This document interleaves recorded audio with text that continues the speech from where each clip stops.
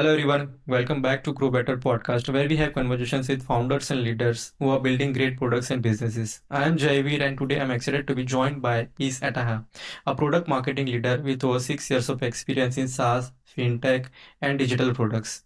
In this episode, we will have the conversation about product marketing, positioning, AI and what it takes to build a successful SaaS products. So welcome Peace. Thank you so much for joining me today and it's a pleasure to have you on the show. It's a pleasure to be here. Thank you so much for having me, Jay. Yeah, and to begin with, could you please tell me about yourself and your journey so far and what brought you into product marketing? So, my journey into product marketing has been similar to many other product marketers' journey, where it's not linear. I started out working in customer service, and from working in customer service, I got interested in social media, and I started doing social media in my next job. Then I got into writing, and then from writing, because I was working in a financial technology company, pretty much a FinTech, and I started solving some problems, helping the product team understand customers during the interviews, doing the writing as well. And then I was listening to one of these products YouTube things. And then I found about product marketing. It made me realize that some of the things I was already doing were product marketing. And so I really got into it. I started talking to mentors on ADP lists as well to understand the full scope of the day to day. And then I got my first job in product marketing in a fintech as well, where I got to fall in love with it. But it's really been for me from customer service to content, social media, and product marketing. But I think for me, this kind of background is great because it's given me context into real product marketing skills, like, customer experience, but also writing. These are certain experiences that has helped me thrive in product marketing and has helped many people that have transitioned into product marketing thrive as well because sometimes if you just graduate out of school and go straight into product marketing, there's a lot of context you need to learn regarding like how to approach customers when you're interviewing them or how to write a great copy, which for me, when I already went into product marketing, I had like foundational experience on these stages. So that's really what my journey has been like. That's a really interesting journey. And you have worked across SaaS, FinTech, and payments and digital products. What has that taught you about understanding the customers? So yes, my experience has been like mostly around different industries, but also it's been B2B, B2C, and early stage mostly. Like most of the startups Mhm. I've worked with have come from being very, very small to growing to more of a scale up level at the time that I had left. And one thing that it's taught me is, first of all, that customers are not always like honest about the stories they tell. I would say they're not always the most qualified Mhm. people to narrate their stories, but they have great Mhm. ability to tell you what they're looking for if you can read between the lines, right? In my experience, if you're able to see what customers cannot see about their problem, if you're able to put into words the things they're trying to say but cannot, communicate properly with words, and you're able to understand what the actual problem is versus their expectation, that is really the key to unlocking success Mhm. for many products because many times what I've seen happen is even in situations where you talk to customers, whether in B2B, whether in tech, whether in like physical products, whether in like compliance software or IT software, it comes back to the core, right? We're all trying to solve all these Mhm. products, trying to solve a customer's problem. But sometimes customers cannot communicate their problem. They want to solve it, but they don't know how. And we've seen products solve one problem in many different ways. For example, we've seen people travel from um, place to place via train, via plane, via, the sea. These are all modes of transportation, but customers want different things. Some customers want to go via train, some want to go via air. It's the same thing with products.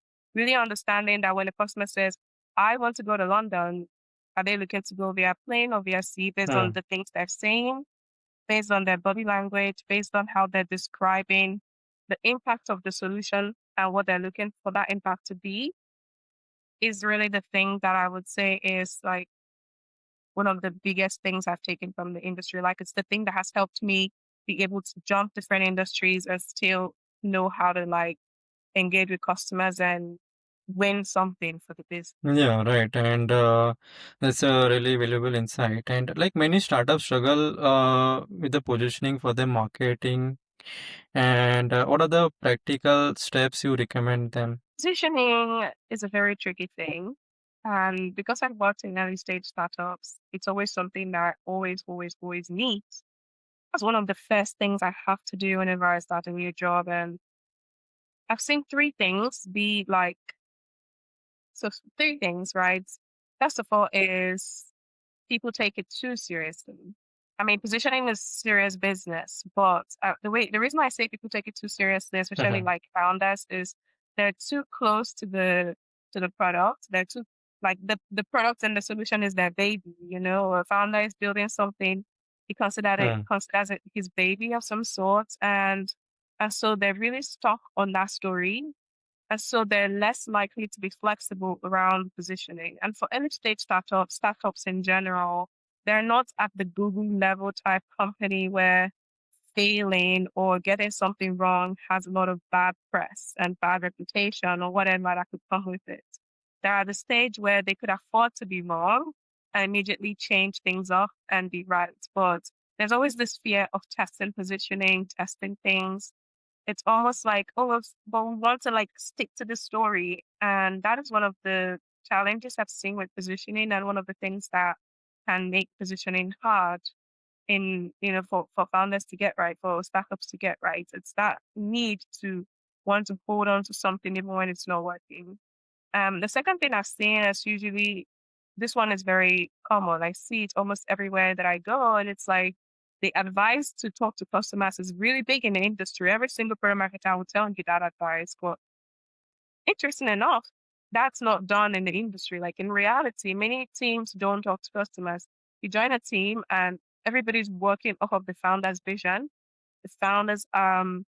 encounter with the problem, which is not bad, but usually the scope of the problem might be bigger than that. Sometimes a founder encounters a problem in a very limited or small scope, but without talking to the actual people that you need to talk to, you cannot get positioning right, in my opinion, because you're just working off assumptions, lots and lots of assumptions. Maybe for the real person that would use this product, it's not really a pain that they care to solve. Maybe they will not change their behavior to solve it. Maybe how you're solving it does not even match their expectation. And another thing that I've also seen be like a huge problem is just mistaking the importance of your product. So many people, many Mm. founders, many teams like to think their product is like life changing. Sometimes it really isn't. And many startups struggle with that honesty of understanding that your product is not life changing, you know? Not every product has to save time, save money, be fast. Like, not every product needs to do those things. Not every product solves a practical need. Some products solve a more emotional need. Some products solve a status need. Oh, if you buy this, you're going to look better than your peers, you know? Some products are just Mm. not, they're like a vitamin. They're not painkillers. Like, they're not a huge need. And when it comes to positioning, you need to be honest about where your product sits here. Because if you're trying to make your product seem like it's a painkiller, like people have to need it, or we're the fastest, revolutionize what's in an industry, right? It's like Mm. it doesn't communicate anything valuable to your customer because you're completely missing the opportunity to step into what you're good at because everybody's trying to make that product seem like a need. And that's a huge thing I've seen with positioning. Many products floating around today, thousands and thousands of products, consider themselves key to a problem a customer has to solve. But then many customers won't really bother changing their lifestyle to use all these thousands and thousands of products in the market, right? So obviously, most of them are not that important to the customer's life in the big sense of it. So yeah, these are the three things I've discovered are the biggest positioning challenges I've seen.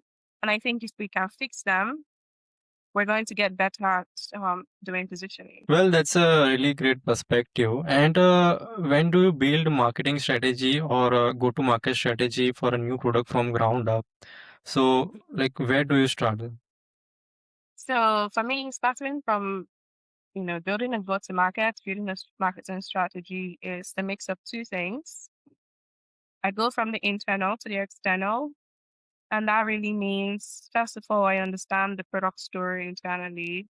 And I talk to like product, I talk to sales, I talk to, C-suite management. I try to understand what they think about the product. What are they building? What are they trying to solve? What is the problem they have identified? Hmm. Because that gives me context before I go externally.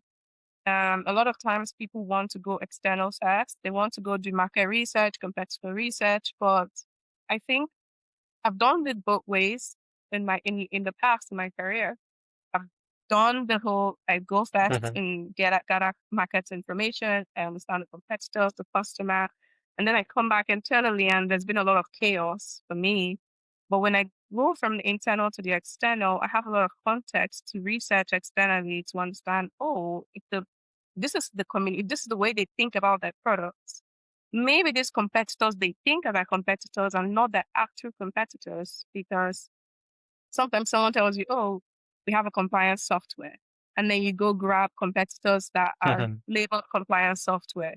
But when you really talk to product managers or your, founder who is a strong owner of Hmm. the product, you realize they're not building a compliance software. They're building something else that they think is a compliance software.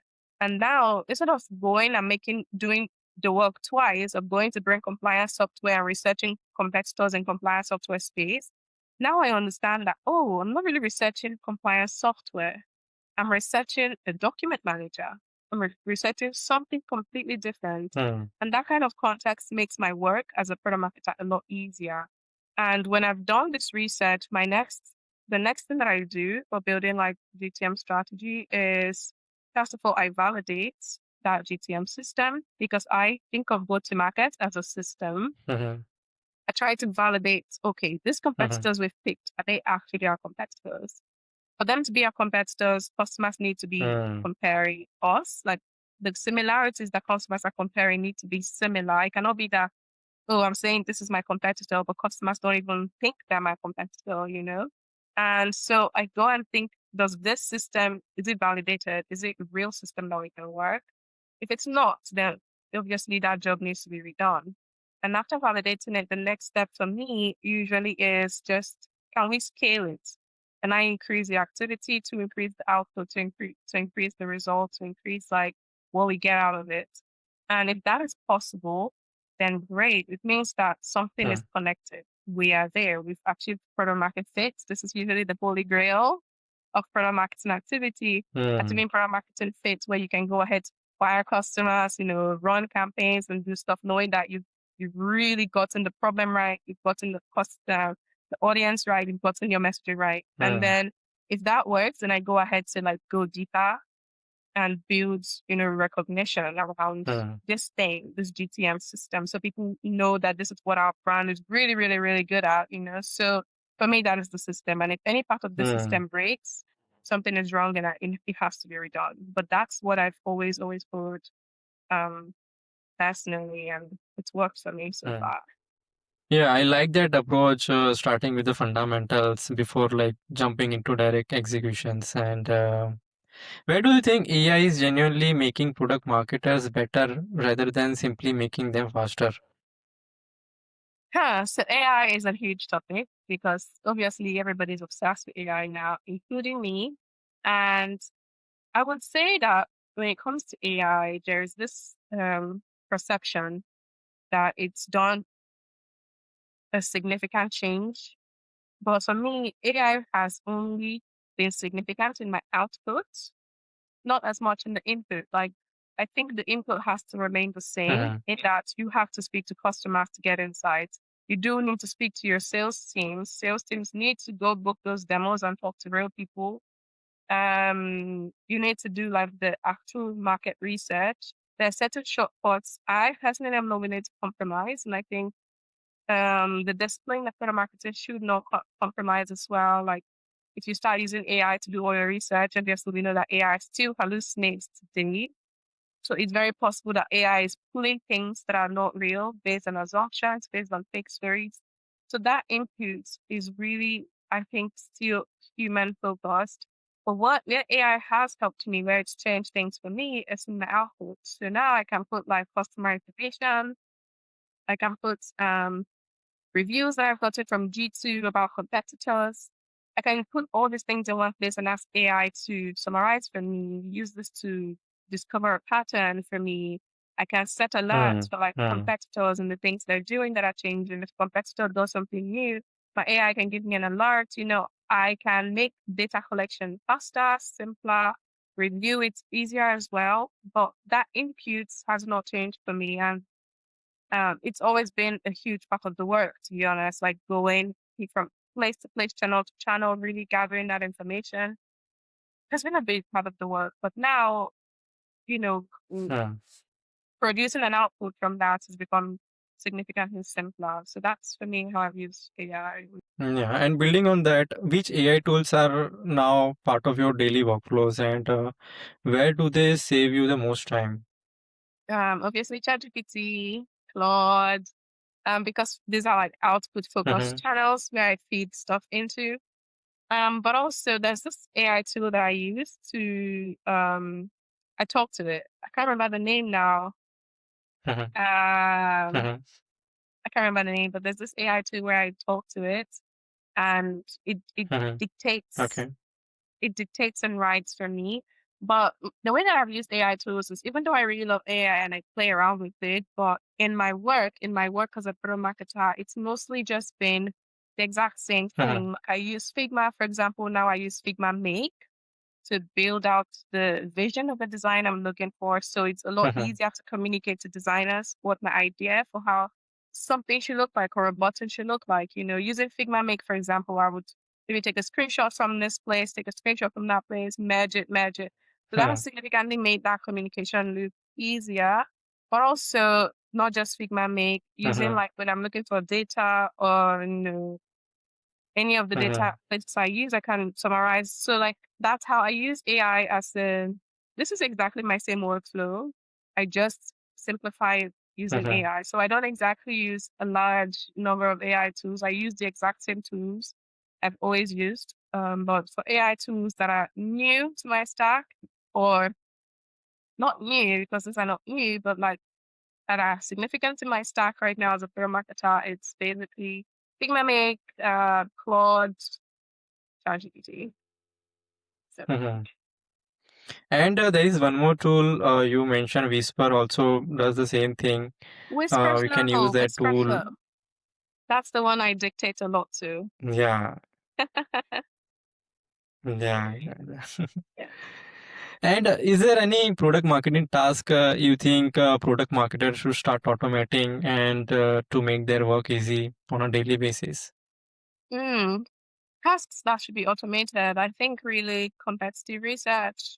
Um, It does take a good amount of time to do, Mm-hmm. but I would never say don't do it. Some people have different opinions on this, but I always keep competitive research fresh, like every 3 months.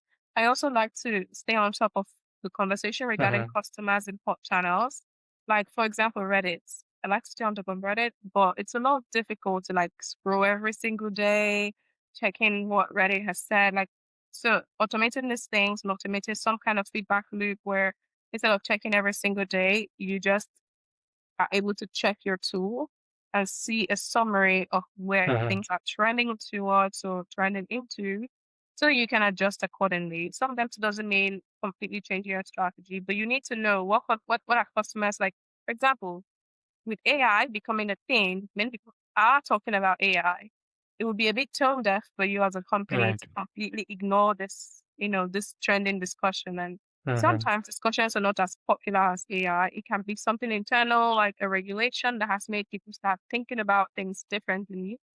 And you need to be on top of these things. You need to know that, okay, this particular regulation has made this feature a priority for customers. Maybe we need to focus now on we put that feature in front of our messaging so that when customers are evaluating options, they see that we are on top of what they need as a priority today.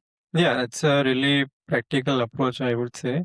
And how do you balance customer insights, business goals, and product vision when creating messaging that genuinely resonates with the branding of the product? I use product vision and business goals as a context. It's important to have these at the back Mhm, of my mind to say, okay, the goal for the business is to achieve X, Y, Z, and this is the product vision. This is where we're trying to get to. This is what we're trying to do. But for me, the customer insights has to back it up. It has to make the context make sense. If I start talking to customers, mhm, interviewing customers, understanding their problems, and it does not match the business goals, if they're saying the business goal is that, okay, we want to get customers to use this feature and perform this kind of behavior, the customers don't want to do that. Customers want to do something completely different, right. then there's a problem. I cannot Mhm, exactly hold on to the business goal and try to force the customer to fit it. So that's what that's how I work with the two of with these three things. If the customer insights on the other hand validates that the business goals are achievable, then it creates a seamless transition into like moving towards the product vision. But if it doesn't, then it's two mhm, things. Either the product goals have to adjust itself to match the customer, to match customer insights that have already been gathered, or it doesn't, right? Because we've also seen that there's a mhm, thing mhm, called a problem in search of a solution in search of a problem. Yeah, the business is like, oh, mhm, this is mhm, my solution, but nobody wants that solution. And then you're like looking for problem everywhere. That could become a problem for the product vision. There's also a scenario where maybe a mhm, product is just genuinely ahead of its time. The product vision might be too big. The product can decide to spend time educating the market about the vision or understand that it's just mhm, not the right time. Many products have died because of this, where it's just not the right time. For the consumer mhm, is just not there mentally to see this solution as part of their daily lives. So I always use it as a context mhm, versus evidence situation where the customer insights that I gather would go ahead to confirm or not confirm the product vision and the business goals. And then my job is to help the mhm, business transition to whichever path they want to take. If they want to take the path of, tweaking things a little bit around to match the customer expectations, then I help to make that transition smooth. The business decides to educate instead and wait for the market to catch up. I also support like the job of a product marketer to also mhm. support each one of these phases. And what advice would you give founders before launching new SaaS products into the competitive market? My first advice would be to go speak to the people. Like I would always come back to Mhm, this. Like many people as would be surprised how many founders do not actually speak to people that will use their products. They have an idea of a problem. Many times right. they experience that problem, Mhm, but one person's context is not enough. You need to speak to someone else that don't have the exact same situation as you. The common ground needs to always be enforced that even if people are completely different, they have a common problem. That's when you know that this is a real problem, right? right. Because if my situation being different and your situation being different makes it impossible to share a common problem, then we need to really be thinking about the product differently. So if a founder is trying to solve a problem, it needs to not just be from his story. It needs to be Mhm, there needs to be a reality check of like going to speak to the people that will use it. And remembering that right. obviously customers are not always honest, Mm, or potential. If yeah, you yeah. take an app to someone and say, "Would Mm, you use this app if I build it?" They would say, "Absolutely." But then when you come back and you say, "Okay, would mm, you give me $20 to use this app?" They might say, "No," because everything looks great mm, when there are no stakes. It needs to now be. Would it also be great when you have to actually put money behind this, and also like mm, founders need to detach themselves from their solution. Many times there's too much attachment to the solution. Like they are so mm, attached to wanting right. the product to be a certain way, to telling the story a certain way. But that's not, I think, how to build a great product. You really need to be more attached to the problem than the Mm. solution.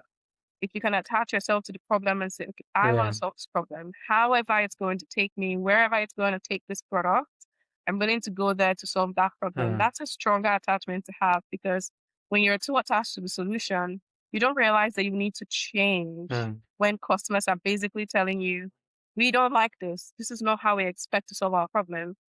And they go ahead to build very convoluted, very big products for a simple problem. A customer just says, I want to solve this simple problem. And then you go build out a platform with like 17 features or 500 features, and then you give it to the customer. Now the customer is like, what am I supposed to do with all 500 of these features? I really just want to solve this problem. And that for me is what I think Hmm. is a falling in love with the solution. Where they fall in love with the solution, they come up with 10,000 different ways.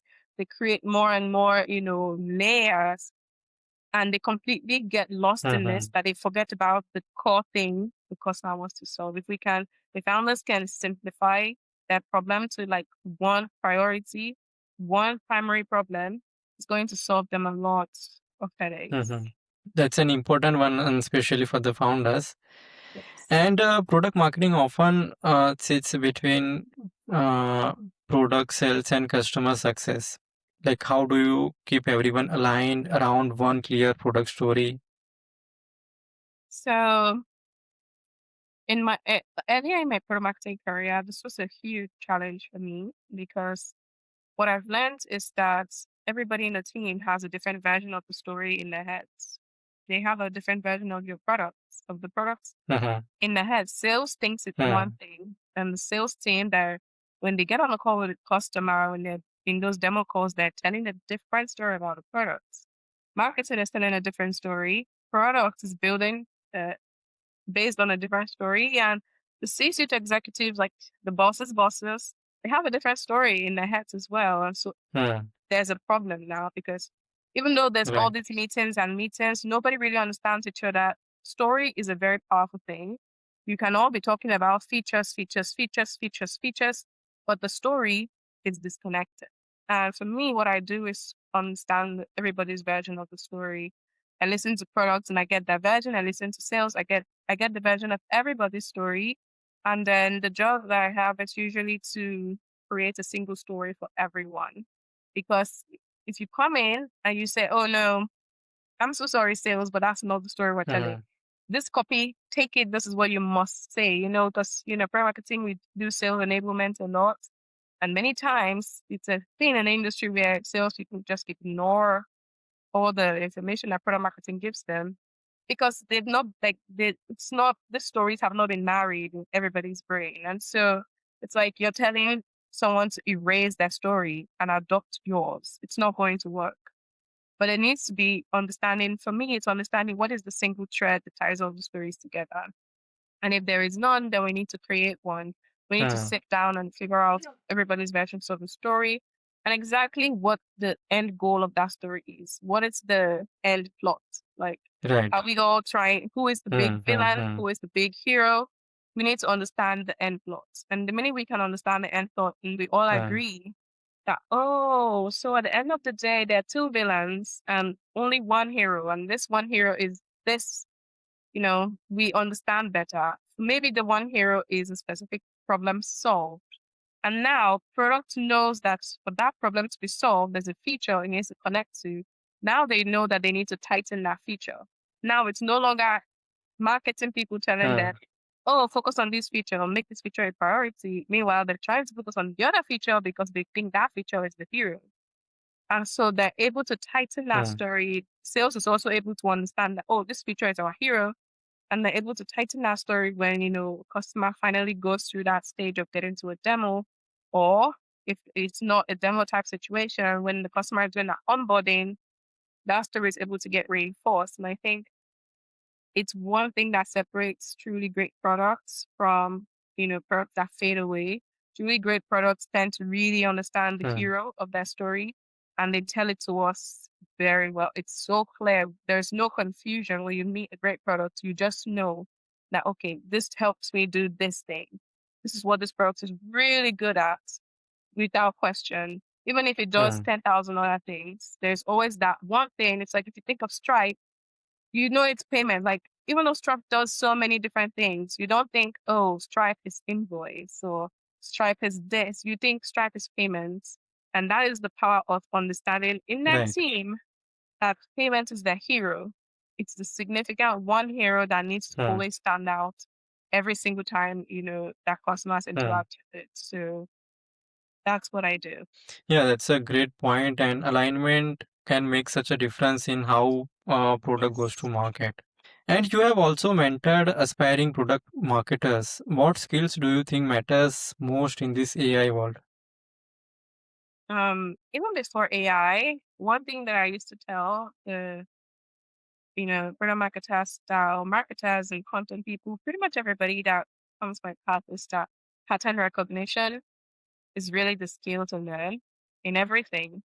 In customer Mm-hmm. interactions, in Okay. your internal teams, you need to understand patterns and how to translate them.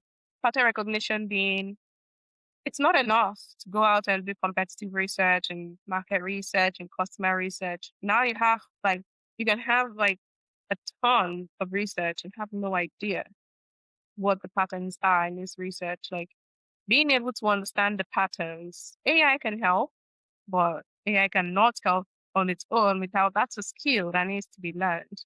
You need to properly train your brain to Right. start identifying certain patterns. Like, okay, Hmm. based on the fact that competitors are now doing Hmm. these things versus customers are now asking for these things.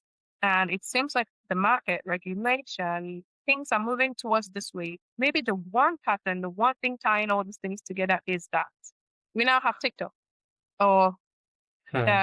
people between the Hmm. ages of 18 and 25 have shorter span memories. They do not think they want Hmm. everything faster. Maybe that is the common thread. Being able to understand that that is the common thread Right. can really set you apart. Is the Hmm. thing that would make you recommend to your team, you know what? People are now into short form. The average span is now this. We know this because, oh, competitor A has started doing things like that.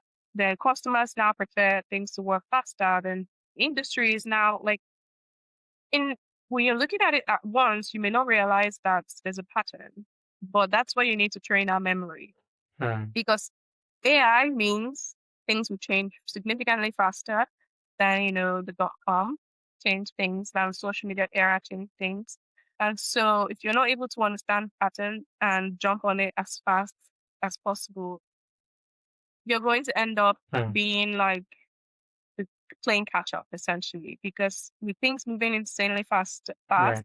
teams investing in superior research, being able to understand patterns and recommend adjustments to match those patterns would be the skill that really sets PMMs apart. It would be the skill that unlocks revenue, would be the skill that tells you whether or not Hmm. to move, pivot or not pivot, or, it's just, I Hmm. think, the huge thing that Hmm. people don't say enough. And yeah, that's a really useful advice. And on a similar note, looking ahead, how do you see AI is transforming product marketing and like go-to-market strategies? So for go-to-market strategy and AI transforming it, I would say a lot of things would be similar. That's what I think. I think most of the things that Hmm. will change would be from the automation point, which we already have. Like AI is Right. fast. AI gives us speed. Hmm. I think it's one of the most significant things that AI has given us is the speed in like production and output, but also it helps us personalize experiences. And I think many companies need to lean into this one a lot more. I've not seen it happen a lot more. Being able to make a customer feel like they are the only ones using this product. This is just my software. Hmm. That kind of customer loyalty where it's not just a customer jumping from product to product to product, but they feel like this is my software. Like for me, for example, one Hmm. of the reasons that I've not been able to leave ChatGPT and move completely to Claude is that ChatGPT gives me an Hmm. experience where it's like it knows me. It's like my friend. It's like, oh, okay, this is so you. This is Right. so something you Hmm. would do. That makes me feel like, oh my God, I cannot leave my ChatGPT friend. So it's not because I Right. cannot get exactly the same thing from Claude. It's because it's been able to Hmm. personalize my experience and learn so much about me that I feel like it's a part of my life in a kind of sense. And I think Hmm. products can adopt this and make products no longer feel like Hmm. just practical, but add an emotional Hmm. layer to it so that now when you open your Google Maps and your Google Maps is telling you, oh, I know you're going to your boyfriend's house again. It feels like you're not Hmm. easily going to change that behavior because it begins to feel super personalized. Like this is just you and your product. It's no longer like just a practical thing. It's no longer just an app that you use and you can delete and install another one. I think that is one of the biggest Hmm. ways that it gets evolved. And not many people are jumping on it, or maybe they are, and we just haven't seen it enough. But yeah. Is there a particular mindset or a habit that helps you stay calm and make better decisions on a day-to-day work? So for me, it's trying to find a word for this, but it's a mix of curiosity and just not taking, like, I'm ready to start over again and again. So for me, it's always Mhm. when I'm working on something and it's just not right, I'm going to just overhaul everything. Mhm. I'm ready to let it go, to get it, to make it just right. I'm Mhm. curious to the point where, and I think this is also why I've always talked to early stage startups in this way, because I like to start it from the ground up. That's why I'm Mhm. that excited and I'm curious. Travel has also Mhm. fit that as well. But for me, when I'm experiencing something, when I'm working on a GTM, like moving from the personal to the professional, I'm ready to overhaul it Mhm. if something does not connect to each other in my personal life as well. And that feeds into Mhm. like how my professional image has been created, like the successes that I've enjoyed in my professional life as well. Because like I'm also ready to be Mhm. wrong. I rather go to my boss and say, so I think I made the wrong call. Um, I'm thinking we can try Mhm. this or that thing, because I guess I would say I don't take life too seriously. I usually look serious and people think I'm serious, but I don't take it too seriously. I think of people as just humans. When we're solving problems, we're solving it for people. They're not robots. And when I get stuck and I get confused, Mhm. I overhaul it. I ask for help. I say, I have no idea what I'm doing. So I think if we just go back and talk to someone, Mhm. so it's like that Mhm. ability to play around, try things, get curious, go try it. If Right. it doesn't work out, Right. I change it Mhm. immediately. Mhm. I think that is the thing. And finally, what advice would you like to give to aspiring product leaders and product marketers? I would say my advice would be it's simpler than you think it is. Honestly, if it feels too difficult, sometimes it's because we always have this idea, always have this thought of overcomplicating things. We overcomplicate everything. If you're confused about the products, just talk to someone. Talk to someone in the Mhm. real world that will use that product. If you're trying to make a go-to-market stick, but you launch a product, nobody cares about your launch, nobody's booking a call, nobody's looking at your website, then you need to just go and talk to someone that works in that industry, whoever fits your ICP. You need to find them. I have done the job of going out, Mhm. like walking into an establishment because I once worked for like a small business, like Mhm. the product that helps small business manage like their invoices and that kind of stuff. I walk in there and I say, hey, this is what we're doing. What do you think about this? And so people would say, oh, that's all fine and good, but that does not make any sense to me. I once talked to a customer that said, oh, your product is just Mhm. like a software version. It's just like a cool version of a spreadsheet. That's what they said to me. And if I Mhm. didn't go out there and speak to them, we would be trying to market this cool version of a spreadsheet. You need to not take it too seriously. Customers will be honest when they know they can be honest. I said, oh no, honestly, just give it to me as it is. Like, why Mhm. would you not pay for this stuff? Like, we already gave you a free plan. Now your free plan is expired. Why are you not paying? Like, it's really not solving my problem. It's exactly spreadsheet. Just that I have to log in, you know? And that really helped Mhm. us to completely revamp the product, completely change the product. And that was a successful product, like an incredibly successful product. This was Radar. And the very first version of Radar was like a big Mhm. spreadsheet that customers did not want.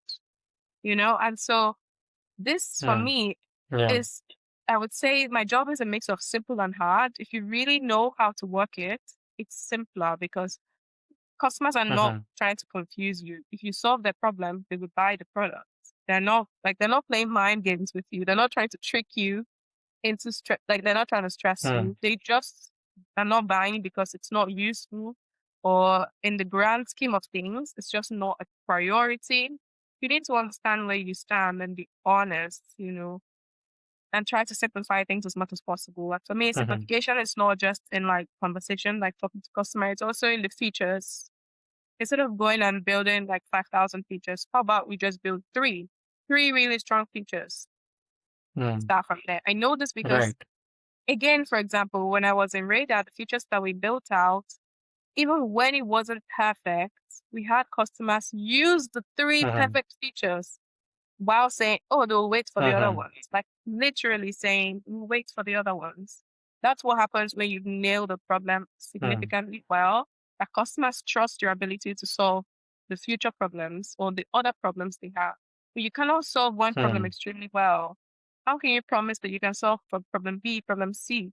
You're losing everything. It's better to solve that one problem Hmm. extremely well than to try to solve five, Hmm. right? And then my final advice would just be fall in love with the problem for everybody.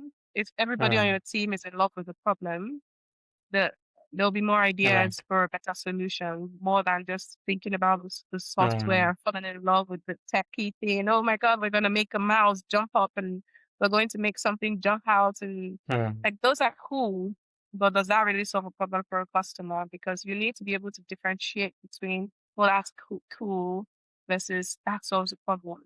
If Hmm. you're able to fall in love, if everybody on the team is in love with the problem, it's very hard for you to lose that kind of mindset. Yeah, that's a great note to end on, Peace. And thank you so much for joining me today. I really enjoyed our conversation and appreciate your sharing experience and insights on product marketing.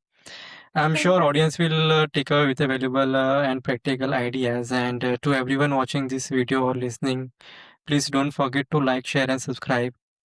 Keep learning, keep growing, and see you in the next episode. Thank you so much, Peace. Thank you so much. Thanks for having me. It was a wonderful conversation.